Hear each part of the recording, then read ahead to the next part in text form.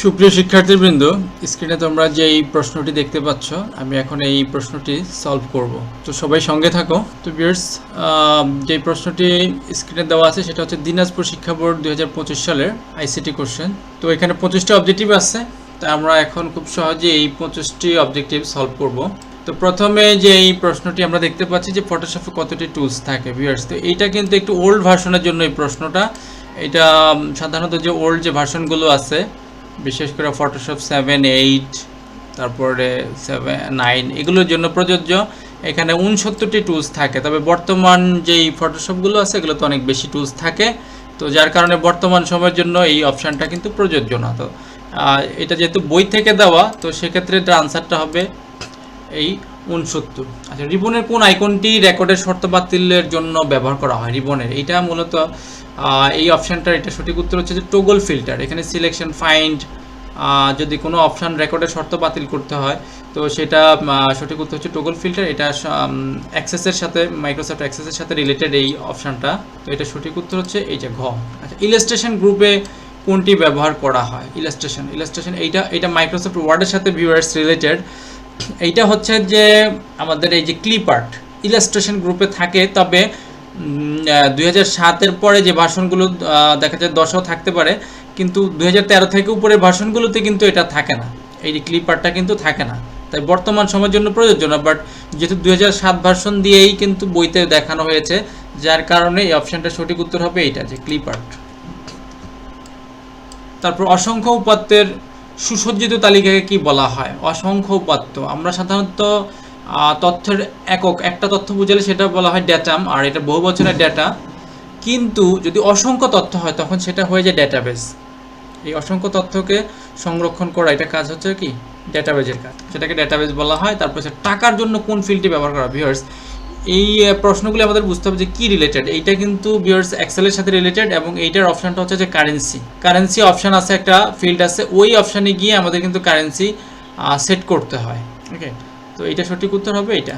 আচ্ছা, database programme ব্যবহার করে আসলে কি ব্যবহার করে কি সুবিধা আমরা পাই? শিল্প প্রতিষ্ঠানের বার্ষিক হিসাব উৎপাদনের তথ্য সহজে সংরক্ষণ। অবশ্যই ডেটাবেস মানে হচ্ছে তথ্য সংরক্ষণ করা, মূল কাজ হচ্ছে এটা, এবং দ্রুত উপস্থাপন করা কাঙ্ক্ষিত তথ্য। হ্যাঁ, এটাও সঠিক, এবং প্রয়োজনীয় রেকর্ডসমূহ সহজে পাওয়া যায়, এইটাও সঠিক। তাহলে এটা তিনটায় ক, খ, গ, তাহলে এটার সঠিক উত্তরটা হচ্ছে এই যেটা। আচ্ছা, তারপরে আমরা দেখি যে লন্ডন বিজ্ঞান জাদুঘর যান্ত্রিকভাবে গণনা করতে সক্ষম ইঞ্জিন কত সালে তৈরি করে? এইটা ভিউয়ার্স এটা মনে রাখবেন যে এটা হচ্ছে 1991 সাল, এটা মুখস্থ রাখতে হবে। তারপর হচ্ছে কোন সফটওয়্যার কম্পিউটারকে সক্রিয় ও চালু করতে সহায়তা করে? আসলে কোন সফটওয়্যারের উপর ভিত্তি করে আমরা, যেমন আমার কম্পিউটারটা চলতেছে, যে এই প্রোগ্রামগুলো চলছে, এটা কিসের উপর? এটা হচ্ছে ভিউয়ার্স অপারেটিং সিস্টেমের উপর। এটা ক্লিনার বা উইনার, এগুলো ক্লিন আপ সফটওয়্যার কোনো কিছুই দেখাবে না যতক্ষণ না অপারেটিং সিস্টেমটা কি চালু হবে। তাহলে এটা হবে কি ক। ইমেল সিস্টেমটা আসলে কে চালু করে? এটা আমাদের জানা দরকার, যে মার্কনি, ম্যাক্সওয়েল, বিল গেটস না, বিল গেটসের সাথে জড়িত না। মার্কনি যে রেমন্ড স্যামুয়েল টমলিসন, এটা মাথায় রাখবেন যে টমলিসন, রেমন্ড স্যামুয়েল, এটা মুখস্থ রাখতে হবে আমাদেরকে অনেকটা। আচ্ছা, এইটা একটা গুরুত্বপূর্ণ জিনিস যে HTTP, এটা আমরা যে ওয়েবসাইট লেখার আগে আমরা কিন্তু HTTP লিখি, তারপরে এখানে কোলন দেই, ঠিক আছে, স্ল্যাশ চিহ্ন দেয় দুইবার।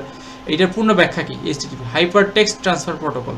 এখানে আরও কয়েকটা আছে, হাইপার টেক্সট টাইপ প্রোটোকল না, hyper thought markup language এটা না, এই যে হাইপার টেক্সট প্রথমটাই হাইপার টেক্সট ট্রান্সফার প্রোটোকল। তারপরে আমরা দেখি কম্পিউটার বিপুল পরিমাণ তথ্য সঞ্চয় করে রাখা হয় কিসের মধ্যে? আসলে মতো আমরা দেখি সিডি রম। হ্যাঁ, সিডি রমে কিন্তু রাইট করে আমরা কিন্তু তথ্য সংরক্ষণ করতে পারি। আরেকটা হচ্ছে রমে কিন্তু রাইট করা যায় না, যাই হোক রম। এখানে আরেকটা আছে হার্ড ডিস্কেও কিন্তু আমরা কি তথ্য সংরক্ষণ করতে পারি, হার্ড ডিস্কটা। তাহলে প্রথমটা এবং এই তৃতীয় নাম্বারটা, এই দুটো হচ্ছে শুধু। তাহলে এটা আছে কোথায় আমাদের? এই যে খতে। আর রম যেটাকে বলা হয় এটা রিড অনলি মেমোরি, এটা রিড করা যায় জাস্ট, ঠিক আছে। ওইটাও হার্ড ডিস্ক হিসেবে ব্যবহৃত হয়, বাট মূল তথ্য সংরক্ষণ করা, ডিলিট করা, এগুলোর কাজটা কিন্তু হার্ড ডিস্ক এবং সিডি রম থেকে করা যায়। তারপরে দেখি যে নিচের অনুচ্ছেদটি পড়ো। এখানে বলা হচ্ছে যে একটি সুপার শপতে হাবিব কিছু ডাল কিনলো এবং ATM কার্ডের মাধ্যমে দাম পরিশোধ করলো। আচ্ছা, এখানে সুপার শপে কীভাবে হিসাব রাখা হয়? সফটওয়্যার টাইপিংয়ের মাধ্যমে, বৈদ্যুতিকভাবে, ডেটাবেস ব্যবহার করে, রেজিস্টারের মাধ্যমে। তো সফটওয়্যার টাইপিংয়ের মাধ্যমে কথাটি একদিক থেকে ঠিক টাইপ করে আমরা সফটওয়্যারের মাধ্যমে মূলত ডাটাটা কোথায় রাখা হয়? এটা ডেটাবেজে সংরক্ষণ করা হয়, মূলত ডেটাবেস ব্যবহার করেই কিন্তু এই ডাটাগুলো রাখা হয়। তাই এটা সঠিক উত্তর হবে এটা। এই পদ্ধতির সুবিধাটা কি? নতুন রেকর্ড সংরক্ষণ। হ্যাঁ, এটা ঠিক আছে। এই ডেটাবেজের মাধ্যমে ডেটা সংরক্ষণ হয় না, এরকম বিষয়টা না। অপ্রয়োজনীয় রেকর্ড মোছা যায়। হ্যাঁ, হ্যাঁ, তাহলে ভিউয়ার্স এটা আমরা বলতে পারি যে কি এই প্রথম এবং শেষটা মানে 1 নাম্বার এবং 3 নাম্বারটা, তাহলে এটা আমাদের কোথায় আছে যে এটা খতে। তারপরে আমরা দেখি যে কম্পিউটারের জন্য ঝুঁকিপূর্ণ, আসলে কম্পিউটারের জন্য কোন সফটওয়্যার, পাওয়ার কেবল, অ্যান্টিভাইরাস, হার্ডওয়্যার, আসলে ঝুঁকিপূর্ণ এখানে তেমন কোনো কিছু নেই। এখানে মূলত দেওয়ার কথা ছিল যে ভাইরাস, ভাইরাস হলে ঠিক আছে কম্পিউটারের জন্য এটা ভাইরাস। আবার যদি বলতে দুর্বল পাওয়ার কেবল, হ্যাঁ এটাও ঝুঁকিপূর্ণ হতে পারে, কিন্তু এই দুটার একটা নাম দিয়ে আসলে এখানে সঠিক উত্তরটা নাই। এটা যদি এটা উত্তর হবে মূলত ভাইরাস, এনটি কথাটা থাকবে না, তাহলে এটা সঠিক উত্তর। আচ্ছা, মাল্টিমিডিয়া সফটওয়্যার হলো কোনটা? আমরা তো যে একটা প্যাকেজ ব্যবহার করি মাইক্রোসফট ওয়ার্ড, এখানে কিন্তু 4টা সফটওয়্যার থাকে, আরও অনেকগুলো থাকে, তার মধ্যে মেজর হচ্ছে 4টে, যে Microsoft Word, Excel, PowerPoint, Access. তো আমরা মাল্টিমিডিয়া আসলে কোনটা থেকে চালু করতে পারি, মানে একের সাথে ছবি দেখা, টেক্সট লেখা ইত্যাদি অ্যানিমেশন কোথায় পাই? সেটা কিন্তু মাইক্রোসফট পাওয়ার পয়েন্টে পাওয়া যায়। এক্সেলেও কিন্তু আমরা অ্যানিমেশন, মুভি টুভি কিছু চালাতে পারবো না, ওয়ার্ডেও না, কিন্তু মাইক্রোসফট পাওয়ার পয়েন্ট থেকে কিন্তু আমরা এটা করতে পারবো। তাহলে এটা সঠিক উত্তরটা হচ্ছে মাইক্রোসফট পাওয়ার পয়েন্ট। আছে স্ট্রোকের রেঞ্জ কত ভিউয়ার্স? এইটা যেই জায়গা থেকে যে ভার্সনের জন্য বলা হয়েছে ভিউয়ার্স, স্ট্রোকের রেঞ্জ এইটা মুখস্থ রাখতে হবে 1 থেকে 16। স্ট্রোকের রেঞ্জ 1 থেকে 16। পেইন্টিং এর কাজের জন্য কোন রঙের মোডটি উপযুক্ত? পেইন্টিং এর কাজ আমরা যে সাধারণত ডিজাইন করি কম্পিউটারে, এই ফটোশপ বা ইলাস্ট্রেটরে, তখন কোন মোডে করি যেটা পেইন্টিং এ, ঠিক আছে, সেটা সাধারণত এই যে আমাদের কি আরজিবি মোডে করা হয়। পেন্ডিংয়ের কাজগুলো মূলত আরজিবি করা হয়, আর যেগুলোকে প্রিন্ট আউটপুট দেওয়া হয় আমরা সাধারণত প্রেস থেকে করি, সেটা হচ্ছে সিএমওয়াইকে মোড। আর পেন্টিংয়ের সাথে সাধারণত আরজিবি মোডটা ব্যবহার করা হয়। আচ্ছা, নিচের কোনটি ট্রাবল শুটিংয়ের সাথে সম্পর্কযুক্ত? মূলত ট্রাবল শুটিংটা কিসের করি আমরা? সফটওয়্যারও করা হয়, হার্ডওয়্যার, মেইনলি করা হয় হার্ডওয়্যারের এই ট্রাবল শুটিংটা। ওকে, তাহলে সঠিক উত্তরটা হবে এটা। ব্রাশের সাইজটা একটু ছোট করে নিই। আচ্ছা, তারপর হচ্ছে সপ্তম কলাম পঞ্চম রো এর সেল অ্যাড্রেস কী হবে? ভিউয়ার্স একটু বলে নেই যে সপ্তম কলাম পঞ্চম রো এর সেল অ্যাড্রেস, এটা এক্সেলের কাজ, এক্সেলের বিষয়ে বলা হয়েছে। রো যেহেতু 5 নাম্বার, তাহলে 5 তো থাকবেই, রোটার পরে আসে, তাহলে যেখানে 5 আছে এই শেষে, এটা সঠিক হওয়ার সম্ভাবনা বেশি। আর 7 নাম্বার কলাম, তাহলে 7 নম্বরে যদি A B C D E F G, 7 নম্বরে আছে জি, তাহলে এটা সঠিক উত্তর হবে এটা। আচ্ছা, তারপরে আমরা একটু দেখি নানা রকম ফন্ট স্টাইল নির্বাচন করা হয় কোত্থেকে। ফন্ট স্টাইলটা আমরা হোম মেনুতেই থাকে, ইনসার্ট মেনুতে থাকে না, ইনসার্ট মেনুতে ফন্ট থাকে না, ড্রপ ডাউন লিস্টে না, এই যে ড্রপ ডাউন বক্স মানে হচ্ছে আমাদের একটা বক্স থাকে যে কম্পিউটার মানে যেই আমাদের হোম মেনুতে, ওই ড্রপ ডাউন বক্সেই কিন্তু থাকে বিভিন্ন রকমের ফন্ট, বিভিন্ন রকমের ফন্ট স্টাইল থাকে, সূচনী থাকে, টাইমস নিউ রোমান থাকে, অনেকগুলো থাকে। এইটা মূলত থাকে কোথায়?